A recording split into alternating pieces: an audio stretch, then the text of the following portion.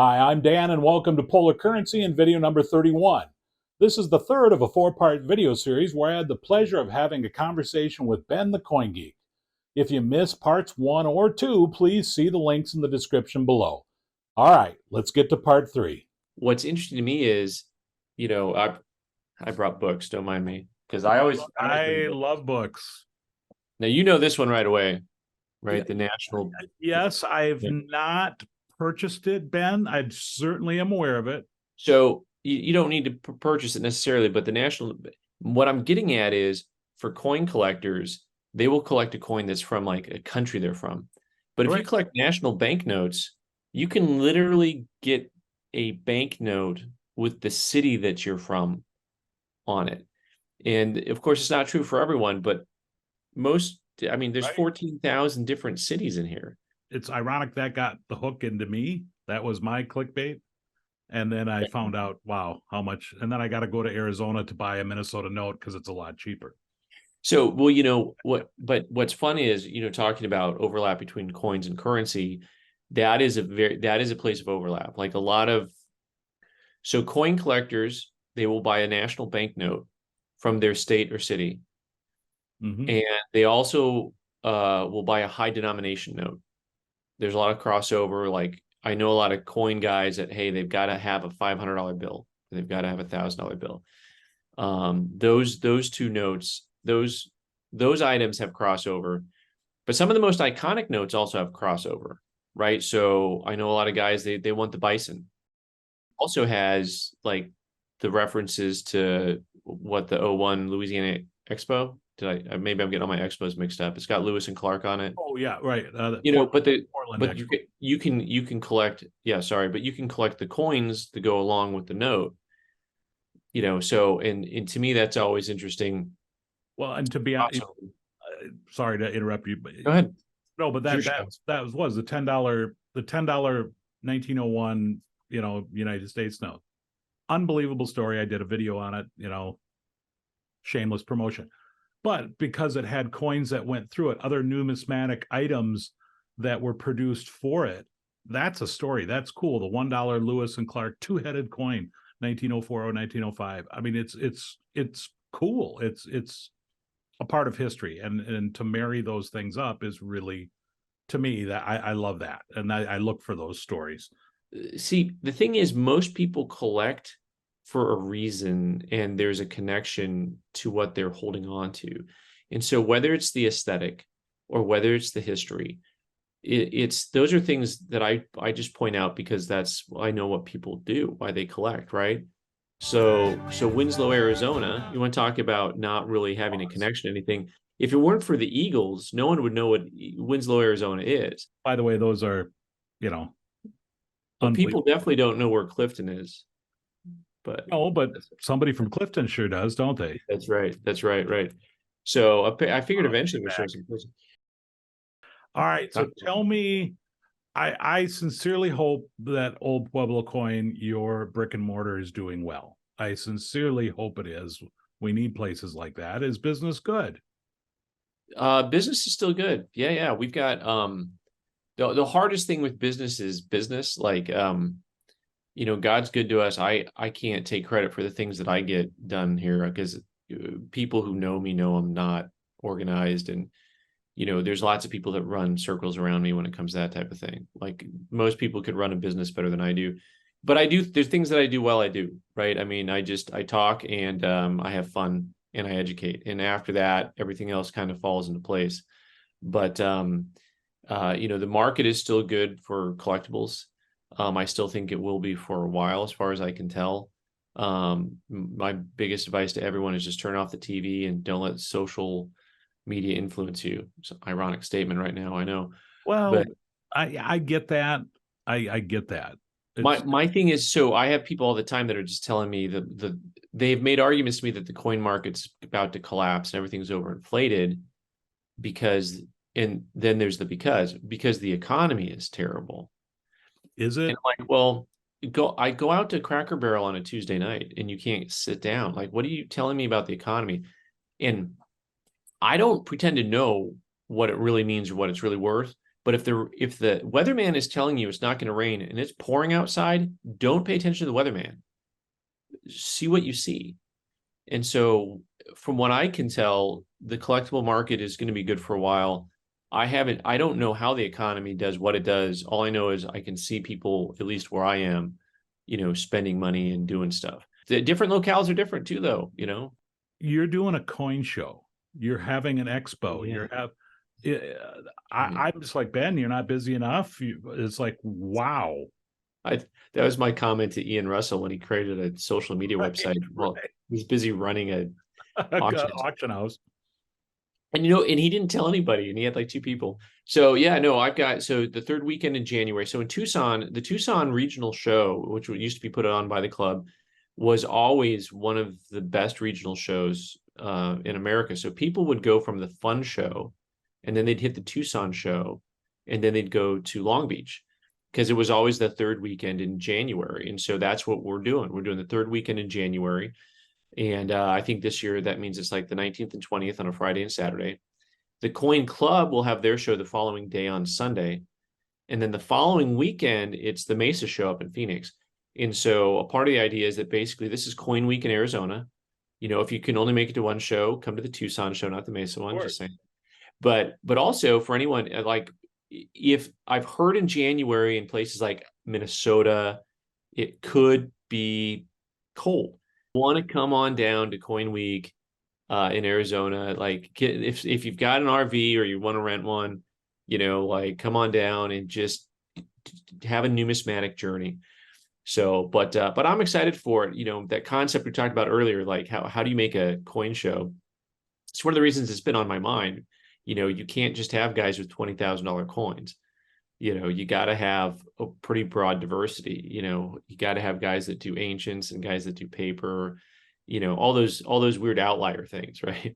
It's just something that I've decided that it needs to happen again. Oh, so I didn't finish the story. I mean, the show's been dead for a decade. Okay. For whatever reason, right? So, and I am looking forward to having, to me, a coin show should be a time where everyone who enjoys the hobby can just get together and enjoy community, you share stories, you might swap some coins with some people, and you make friendships, and it's a whole thing that's a lot bigger than just the show itself.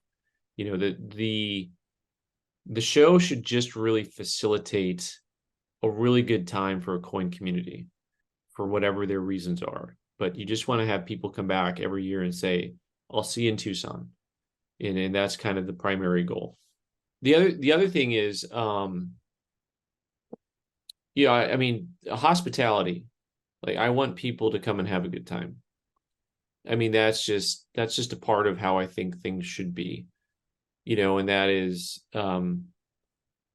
neither of my answers for you are necessarily numismatic, but I don't know what else to say. But people go places to be together, right? And I know that there's a lot of guys that like, well, but if I can't find the right coins, but you'll find the right coins. Like, there will be a byproduct. If I have that good sense of community and hospitality and people want to be there, you're going to find the right things. Because I'm going to try to have a mix of people. And that's the other thing is, this is the tricky part, trying to find a good mix of dealers also, because, not that you can get all the bad apples out, but there's not that many bad apples, I think. I don't know. I could be wrong. I don't know. Maybe I'm just too much Pollyanna, but like when I go places, I'm amazed at how many really good people there are in the industry. And maybe that's different than 50 years ago. It's weird. It's weird to me that, I'm getting a couple thousand views of video, and, that hasn't some type of implication. And I'm not the person to put wheels on that, so to speak. Like, someone else has to do it for me. Right. But like I get it. It's almost, maybe I don't, but I think I understand. It's almost the opposite of like for me, it's like, well, you do all this work, and I'm like, yep, don't care. It's not about the views. It's about what I'm talking to Ben the Coin Geek right now. How cool is that? I met with Silver Surfer. How cool was that? I met Dr. G. I've established these relationships, Ben, that have been unbelievably bizarre as how they transpired, not in the relationship themselves. But I'm Yeah. like, this is just, I never expected that. Never in a million years. Yeah. So I mean that's the community. And by the way, I forgot to follow up on the question. When you're talking about, I love when you're talking about your show coming up, that you were promoting the community. And I would say promote the restaurants, promote the community, Oh promote yeah. those things, other than if you want me to stay 2 days, 3 days, promote your community. It's gonna, obviously that's a good thing within your community. Well, Dan, wait until you see my speech from Witter U, because I didn't talk about coins at all. So Oh. like it was everything else but, right. And so, I'm talking to these 15 to 20-year-olds, and I'm like, all right, these guys don't need help learning about coins. They're going to learn more about coins than I will. Like, it's really good to have some instant ideas about, hey, and this goes back to the fact a lot of collectors are historical. Here's Bisbee, here's Douglas, here's Tombstone, here's Right. your Awesome. nature. You like nature? Okay, well, here's the Arizona Snow and Desert Museum. There's like hiking trails all over the place here. You're probably not going to die in January hiking in the desert, but in July it might be a little bit rough. It's a little But bit different. just a skosh. And you pull out, and I literally wanted to jump through the TV and beat you with something. Daniel Carr. I seriously, look, give me that magnifying glass. I am the whole Daniel Carr thing. And You hate Daniel Carr? no, you made me go spend way too much money Oh, on a 19 whatever, the broken sword 1920 so I'm 2022 this peace dollar. right. This is where I'm Pollyanna again. Like, I enjoy so many different things, and I'm always fascinated by things that are kind of lightning rod topics. Like, I'm fascinated in a way that CAC is lightning rod topic. Mhm. Because the market is spoken, as far as I can tell. But the Daniel Carr thing, and maybe it's only lightning rod, I think, for a few people, but they get very boisterous. Like, they'd be like, these are all counterfeits, and other people like, you're an idiot. And I'm like, what? We're not on Facebook, people, chill, right? Like, so you got to understand, this guy, some of his work has been turned into statehood quarters. Like, he literally has. He did like two. I think so. And also he's his stuff that he creates himself is beautiful. And uh, you know, if you look at the material that came out of going back to the expositions, in the early 1900s. So Farron Zerby and well, I don't know what Hart's first name was, but all the tokens and metals that they made, the coins of the Old West. I just had a group of those in, Yeah. and what were those? Those are just tokens, and these are described as tokens. And yet 100 years later, people are collecting this stuff, paying $300, $400 for this little token that looks like a California fractional piece, but it has a different design on it.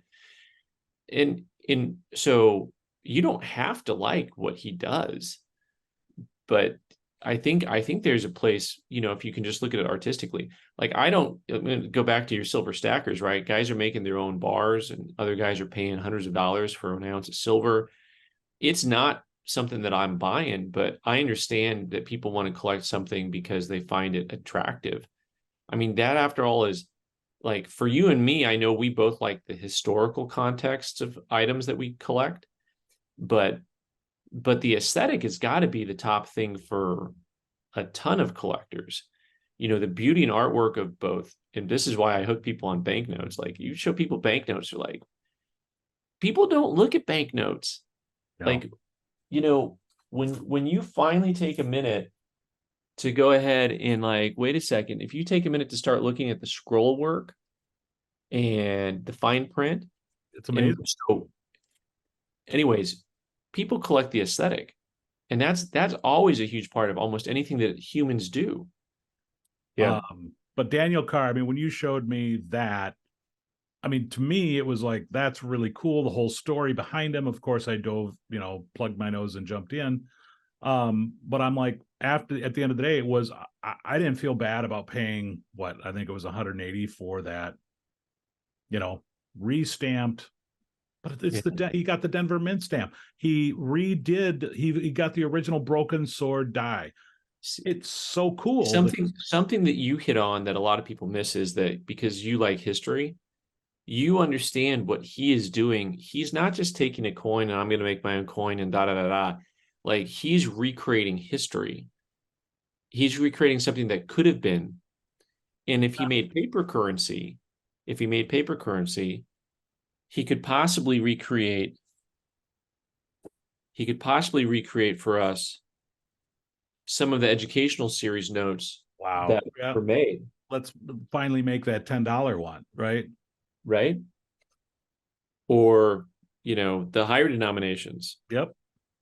There were others that there's not photos for, there's only descriptions of. Well, that's it for video number 31, the third video of the 4-part series with Ben the Coin Geek. Ben, sincere thanks for your time and coming on to Polar Currency. I really appreciate that you actually wanted to, or at least you did it. If you all like what you see, please hit the thumbs up button. Feel free to leave a comment and subscribe to the channel. Thanks for checking in.